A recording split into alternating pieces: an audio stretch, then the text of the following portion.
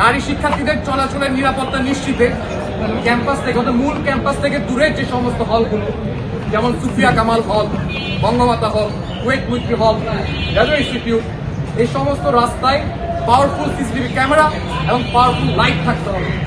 আমরা জানি কেবল চারুকলা থেকে বের হলে সন্ধ্যার পরে আমাদের বোনরা যখন টিউশন থেকে ফেরে তখন তারা যে ধরনের হেনস্থা বা হয়রানির শিকার হন।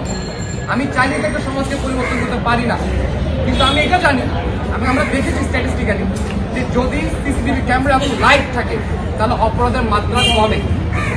দ্বিতীয়ত, প্রথম বর্ষের শুরু থেকে যে বিষয়টি নিয়ে আমরা ভুগি সেটি হলো আমাদের যে অ্যাসাইনমেন্টগুলো, এগুলো বেশিরভাগই আমরা কপি পেস্ট করেই আমরা আসলে চালাই দিই এবং এভাবেই চলে। এই প্রথা থেকে বের হয়ে মানে এই সিমটমটা শুরু হইল কেন, এই ফেনোমেনা শুরু হইল কেন? কারণ ফার্স্ট ইয়ারের শুরুতে আমাদেরকে রেফারেন্সিং শেখানো হয় না। তাই আমি এমন একটি ব্যবস্থার জন্য কাজ করতে চাই যেখানে প্রথম বর্ষ থেকেই প্রপার রেফারেন্সিং একাডেমিক কারিকুলামের অংশ হিসেবেই যুক্ত থাকবে। তৃতীয়ত, হল সংসদগুলোর সাথে সমন্বয় করে আমাদের প্রতিটি হলের যে টয়লেট, এই টয়লেটগুলো 23 ঘন্টা যাতে পরিষ্কার পরিচ্ছন্ন থাকে সে বিষয়টা আমি এনশিওর করতে চাই। আপনারা আমাকে জিজ্ঞেস করতে পারেন যে বাকি 1 ঘন্টা আমি বাদ রাখলাম কেন? তো অবভিয়াসলি দিনের 1 ঘন্টা পরিষ্কার করতেই চলে যাবে যদি প্রতিবেদন বৃষ্টি করে। চতুর্থত, আমাদের যে ইনস্টিটিউশনাল ইমেইল, এই ইনস্টিটিউশনাল ইমেইলে বিনামূল্যে অথবা স্বল্প মূল্যে পৃথিবীর সমস্ত রিসোর্স, পৃথিবীর সমস্ত জ্ঞান ভান্ডার, ডাটাবেস, এইসব জায়গায় আমাদের প্রবেশাধিকার নিশ্চিত করতে হবে। পঞ্চমত, ক্যাম্পাসে অন্তত একটি হেলদি ক্যান্টিন থাকতে হবে, যে ক্যান্টিনে এয়ার ফ্রাই দিয়ে খাবার প্রস্তুত করা হবে, লাইট বেকারি থাকবে এবং মানসম্মত এবং ন্যায্য মূল্যে স্বাস্থ্যকর খাবার আমরা খেতে পারব। এবং ফাইনালি ষষ্ঠ, ঈদ, পূজা কিংবা বন্ধে ক্যাম্পাস থেকে সরাসরি বাড়ি যাত্রার জন্য বিশেষ ব্যবস্থা থাকতে হবে।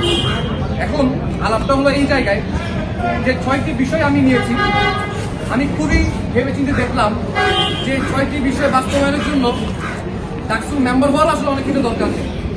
ডাকসুর মেম্বার হলে তো পথটা সহজ হয়। এই 6টি বিষয় বাস্তবায়নের জন্য যেটা দরকার সেটা হলো সদিচ্ছা। এই 6টি বিষয় আমি কাজ করছিলাম, তার মধ্যে ডাকসু নির্বাচন এসেছে। তো আমার সেই কাজের অংশ হিসাবে, আন্দোলন বা সেই কাজের প্রসেস হিসেবে আমি নির্বাচনে অংশগ্রহণ করছি। ঢাকা বিশ্ববিদ্যালয়ের মধ্যে একটা বিশ্ববিদ্যালয়ে অন্তত একটি হেলথ ক্যাম্পাস প্রতিষ্ঠা করাই যায়। এসব জায়গা থেকে যেটা আমি দেখলাম যে কেবল 3 আর 4 নাম্বার, অর্থাৎ 23 ঘন্টা প্রক্ষালন, 23 ঘন্টা পরিচ্ছন্ন প্রক্ষালন কক্ষ বা টয়লেট এবং 4 নাম্বার বিশ্বজ্ঞানে আমাদের অবাধ প্রবেশাধিকার, এই দুইটার জন্য আসলে ডাকসুর মেম্বার ওটা প্রয়োজন। বাকি যে 4টা পয়েন্ট, এর জন্য সদিচ্ছা থাকা প্রয়োজন।